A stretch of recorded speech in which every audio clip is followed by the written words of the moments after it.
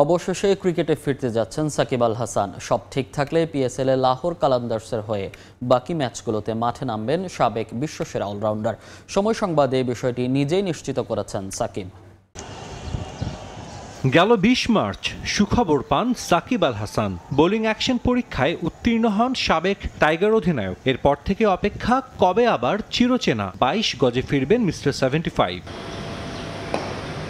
বাংলাদেশ দলে আপাতত কোনো ফরম্যাটেই তিনি বিবেচনায় নেই। তারপরও ক্রিকেট যা রক্তে মিশে আছে সে আর কতদিনই বা দূরে থাকতে পারে মাঠ থেকে। পরিবারের সঙ্গে যুক্তরাষ্ট্রে লম্বা সময় পার করে সাকিব চলে যান দুবাই। ক্রিকেটে ফিরতে ব্যক্তিগত উদ্যোগে শুরু করেন অনুশীলনও।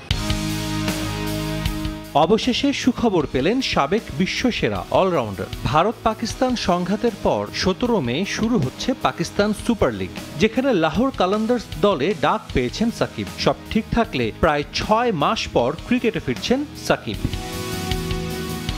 এর আগেও ৩ মৌসুম সাকিব খেলেছেন পিএসএল এ। ২০১৫-১৬ আসরে পাকিস্তানের ফ্র্যাঞ্চাইজি টি-20 লিগে অভিষেক হয় করাচি কিংসের হয়ে। এরপর পেশোয়ার জালমির হয়ে খেলেন আরও ২ মৌসুম। এবার নতুন দলের হয়ে খেলার অপেক্ষায় সাকিব আল হাসান। দারুণ একটা রেকর্ডও নিজের নামে করে নেওয়ার সুযোগ আছে সাকিবের সামনে। দীর্ঘ ক্যারিয়ারে ৪৪৪টি স্বীকৃত টি-20 খেলেছেন এই অলরাউন্ডার। উইকেট শিকার করেছেন ৪৯২টি। আর ৮ উইকেট পেলেই ব্রাভো, সুনীল নারায়ণ, ইমরান তাহির ও রশিদ খানের পর পঞ্চম বোলার হিসেবে স্বীকৃত টি-20তে ৫০০ উইকেট শিকার করবেন সাকিব। দীর্ঘদিন মাঠের বাইরে থাকা সাবেক নাম্বার 1 অলরাউন্ডারও নিশ্চয়ই চাইবেন এই সুযোগে এলিট লিস্টে নিজের নাম তুলতে। আইপিএল এর রেকর্ড করে কামব্যাক করলেন টাইগার পেসার মুস্তাফিজুর রহমান। বাংলাদেশি ক্রিকেটারদের মধ্যে সর্বোচ্চ ৬ কোটি রুপিতে আইপিএল এর বাকি অংশের জন্য দিল্লি ক্যাপিটালসের সঙ্গে চুক্তিবদ্ধ হয়েছেন তিনি। বিষয়টি নিশ্চিত করেছে আইপিএল এবং দিল্লি ক্যাপিটালস কর্তৃপক্ষ।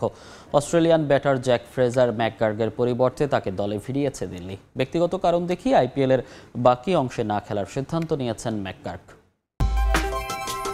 ভুল বুঝবেন না, মুস্তাফিজের হাস্যোজ্জ্বল এই ছবিটা এবছরের নয়। ২০২২ এবং ২৩-এর ২ মৌসুমে যখন দিল্লি ক্যাপিটালসের হয়ে আইপিএল মাতিয়েছিলেন কাটার মাস্টার, সেবার তাকে নিয়ে এই ভিডিও চিত্রটি প্রকাশ করেছিল ফ্র্যাঞ্চাইজি। টাইগার পেসারকে নিয়ে তৎকালীন হেড কোচ রিকি পন্টিং এবং অধিনায়ক ঋষভ পন্তের পরিকল্পনা ছিল বিস্তর, কিন্তু কেন যেন সেই মৌসুমগুলোতে নিজেকে মেলে ধরতে পারেননি ফিজ।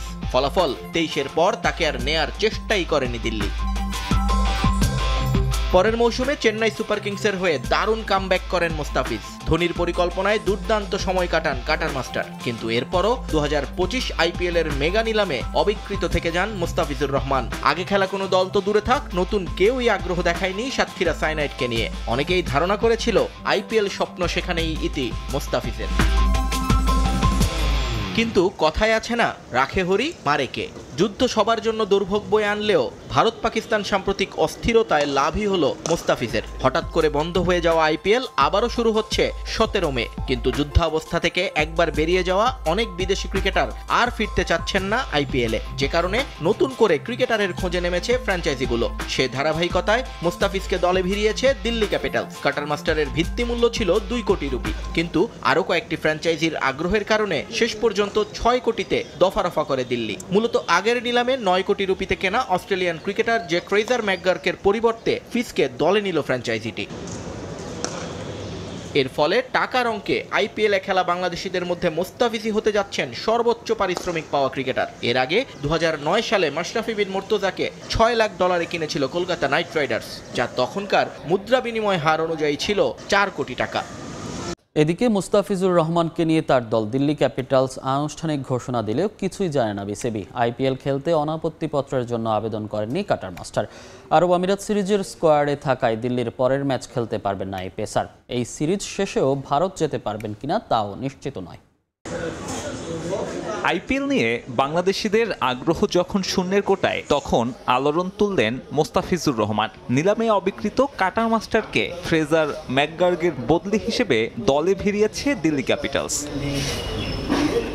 টাইগার ক্রিকেটারদের মধ্যে রেকর্ড সর্বোচ্চ ৬ কোটি রুপিতে মোস্তাফিজ মাতাবেন এবারের আসরের বাকি অংশ। সোশ্যাল মিডিয়ায় বিষয়টি নিশ্চিত করেছে এই ফ্র্যাঞ্চাইজি। আইপিএল এর অফিসিয়াল ওয়েবসাইটে দেয়া হয়েছে এক বিবৃতিও। ২ ম্যাচ টি-20 সিরিজ খেলতে যখন দেশ ছাড়ছেন তখনই এমন খবর পেলেন বাংলাদেশি পেসার। তবে আইপিএলে মোস্তাফিজের দল পাওয়ার ব্যাপারে কতটুকু জানে বিসিবি? যে কোনো ফ্র্যাঞ্চাইজি টুর্নামেন্ট খেলতে হলে অনাপত্তিপত্র নিতে হয় বোর্ডের কাছ থেকে। মোস্তাফিজুর রহমান আইপিএল এর জন্য আবেদন করেননি এনওসি পেপারের। বোর্ডও ওয়াকিবহাল নয় এ ব্যাপারে। এনওসির ব্যাপারে আমরা কোনো আবেদন পাই নাই। ফর্মাল অ্যাপ্রোচ আসতে হয়, আলোচনা হচ্ছে হয়তো বিভিন্ন জায়গায় পাইয়ে, বাট ফর্মালি আমরা পাইনি। এটার ব্যাপারে সিদ্ধান্ত হয় নাই। মোস্তাফিজ এখন পর্যন্ত টিমের সাথেই আছে। বোর্ড এখনো কোনো সিদ্ধান্ত হয় না এটার ব্যাপারে। অর্থাৎ বিসিবির দাবি সত্যি হলে কোনো ধরনের অনুমতি না নিয়েই আইপিএল খেলতে সম্মতি জানিয়েছেন মোস্তাফিজ। অথচ একই ক্রিকেটার আছেন আরব আমিরাত সিরিজের স্কোয়াডে। দলের সঙ্গে একই দিনে দেশ ছেড়েছেন এই বোলার। আরব আমিরাত সিরিজে মোস্তাফিজের বদলি না নেওয়া হলে খেলতে হবে 2 ম্যাচের টি-20 সিরিজ। সেক্ষেত্রে 17 আর 19 মে দেশের হয়ে 2 ম্যাচ খেলে ভারতে যেতে পারেন এনওসির ব্যবস্থা করে। এবারের মৌসুমে দিল্লির বাকি 3 ম্যাচ। পয়েন্ট টেবিলের 5-এ থাকা দলটার পরের ম্যাচ 18 তারিখ। আছে প্লে অফের হিসেব নিকেশও। আরব আমিরাত সিরিজ খেললে দিল্লির পরের ম্যাচটাও মিস করবেন ফিজ। বাংলাদেশি পেসারের জন্য সে অপেক্ষা করবে কিনা এই ফ্র্যাঞ্চাইজি, সেটাও বড় প্রশ্ন। 2 ম্যাচের টি-20 সিরিজ খেলতে দুবাই গেল বাংলাদেশ ক্রিকেট দল। 2 ধাপে আরব আমিরাতের ফ্লাইট ধরেছে লিটন বাহিনী। বুধবার সকালে কোচিং স্টাফের সদস্যরা সহ 17 জন দেশ ছাড়েন প্রথম ধাপে। পরে সন্ধ্যায় অধিনায়ক লিটন দাস, শান্ত, সিনিয়র সহকারী কোচ সালাউদ্দিন সহ রওনা হয়েছেন বাকি 7 জন। যাওয়ার আগে প্রস্তুতি নিয়ে সন্তুষ্টির কথা জানিয়েছেন পেসার হাসান মাহমুদ। বলেছেন, সিরিজ জয়ই একমাত্র লক্ষ্য টাইগারদের। দলের সবাই বিমানবন্দরে ঢুকে গেছেন বহু আগে। অপেক্ষা কেবল হাসান মাহমুদের জন্য। প্রায় 30 মিনিট পর দেখা মেলে ডানহাতি পেসারের। ভেতরে ঢোকার আগে স্বল্পভাষী হাসান জানিয়েছেন প্রস্তুতি কেমন। খুব ভালো ভাই। বাংলাদেশের সামনে সহজ প্রতিপক্ষ আরব আমিরাত। সেই সিরিজ দিয়ে নতুন টি-20 অধিনায়কের যুগে পা রাখবে বাংলাদেশ।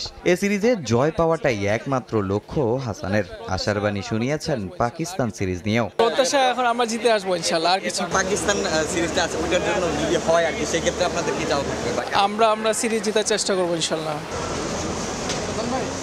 এদিন জাতীয় দলের আরব আমিরাত যাত্রার প্রথম ধাপে সকালে সবার আগে বিমানবন্দরে হাজির হন জাকের আলী অনিক। তার পরপরই দেখা মেলে টিম ম্যানেজার নাফিজ ইকবালের।